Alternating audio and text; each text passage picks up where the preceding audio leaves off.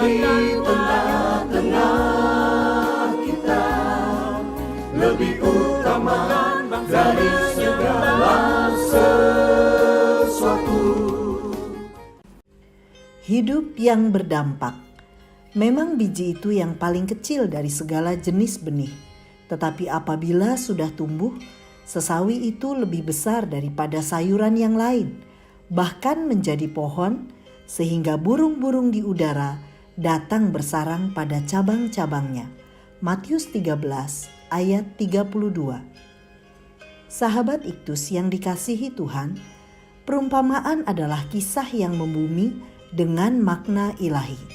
Yesus mengemukakan bahwa perumpamaan yang disampaikannya adalah tentang rahasia kerajaan Allah. Tidak semua orang dapat memahami rahasia ini, karena banyak orang yang hatinya menebal, telinganya berat mendengar, dan matanya melekat tertutup. Ayat 15.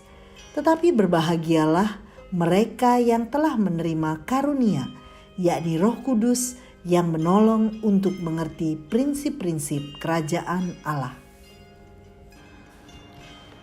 Biji sesawi dan ragi adalah materi yang sangat melekat dalam kehidupan orang Yahudi, sehingga tidak sulit bagi mereka untuk memahami perumpamaan ini. Sebagian besar orang Yahudi adalah petani yang terbiasa menaburkan biji sesawi, dan juga setiap hari mereka haruslah mengaduk adonan roti untuk makanan mereka. Melalui kedua perumpamaan ini, ada dua prinsip kerajaan Allah yang disampaikan kepada kita sebagai gereja, agar kita memiliki kehidupan yang berdampak. 1. Kecil tetapi berdampak.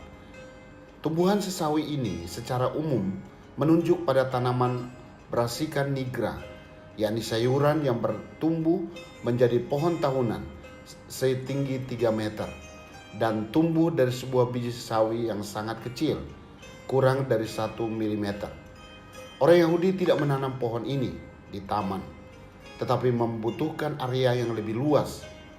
Sebagaimana perumpamaan sebelumnya tentang penabur, bahwa sang penabur adalah Yesus dan biji sesawi itu menunjuk pada kerajaan Allah.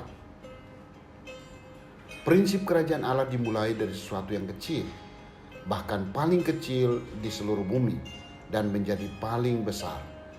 Inilah perubahan yang terjadi melalui proses pertumbuhan yang terlihat kuantitas, dari jumlah sedikit kepada jumlah yang besar. Burung-burung yang bersarang menekankan jangkauan universal kerajaan Allah. Daniel 4 ayat 12, Yeskiel 17 ayat 23. Yaitu kepada orang Yahudi dan non-Yahudi, atau juga kepada semua orang, termasuk orang-orang berdosa, yaitu pemungut cukai dan perempuan sundal status sosial. Perumpamaan tentang biji sesawi ini ingin menunjukkan bagaimana gereja berawal dari sesuatu yang kecil dan tidak diperhitungkan, tetapi kemudian bertumbuh menjadi semakin besar sehingga menjangkau dunia. Secara kuantitas, gereja dapat menjangkau semua orang dari berbagai suku, kaum dan bahasa di seluruh dunia untuk datang kepada Tuhan. Bahkan juga perumpamaan ini menunjuk pada jangkauan berbagai lapisan sosial di dalam tingkat kemasyarakatan untuk datang kepada Tuhan menjadi gerejanya.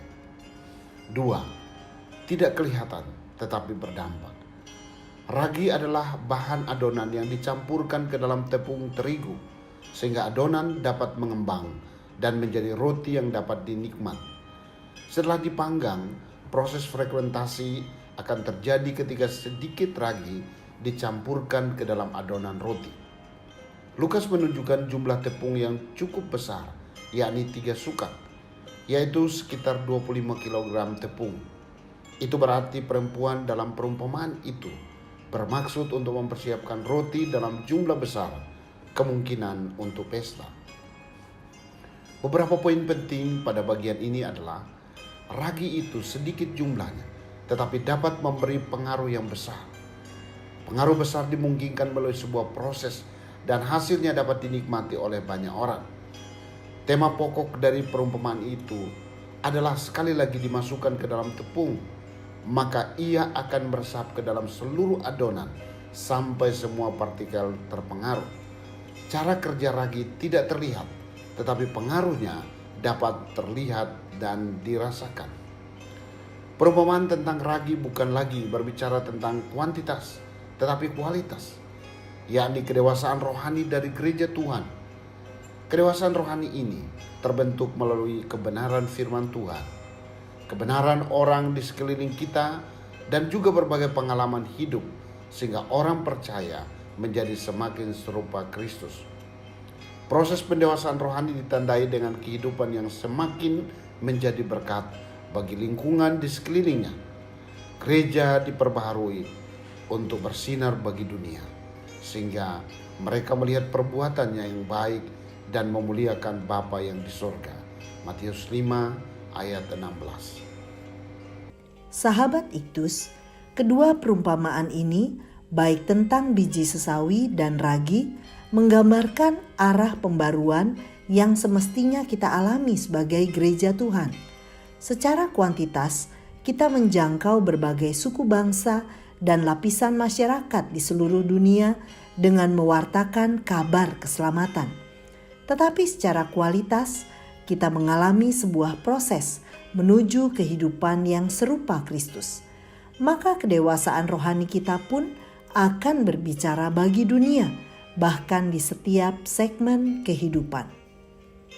Sebagai gereja, saya haruslah bertumbuh secara seimbang, baik secara eksternal, yaitu untuk menjangkau banyak orang atau suku bangsa yang belum terjangkau, tetapi juga dalam hal kualitas kedewasaan rohani saya. Karakter saya semakin baik, menjadi semakin serupa Kristus. Saya adalah representatif kerajaan Allah di dunia ini. Karena itu, hidup saya haruslah memberi pengaruh yang bernilai kekal di tengah-tengah dunia. Keberadaan saya dimanapun menjadi berkat. Sahabat Iktus yang dikasihi Tuhan, apakah saya memiliki kerinduan untuk menjangkau jiwa-jiwa bagi Kristus? Apakah saya bertumbuh menuju kedewasaan rohani menjadi semakin serupa Kristus? Apakah hidup saya memberi dampak dalam kekekalan? Tuhan Yesus, saya bersyukur karena Engkau tidak membiarkan saya hidup bagi diri saya sendiri, tetapi saya diberi kemampuan untuk menjangkau banyak orang dari berbagai tempat di semua kalangan dengan Injil-Mu yang menyelamatkan. Saya merindukan hidup yang berdampak bagi kerajaan Allah. Saya menjadi dewasa rohani dan orang lain dapat melihat Kristus melalui hidup saya. Amin. Prinsip kerajaan Allah selalu dimulai dari yang paling kecil dan menjadi yang paling besar.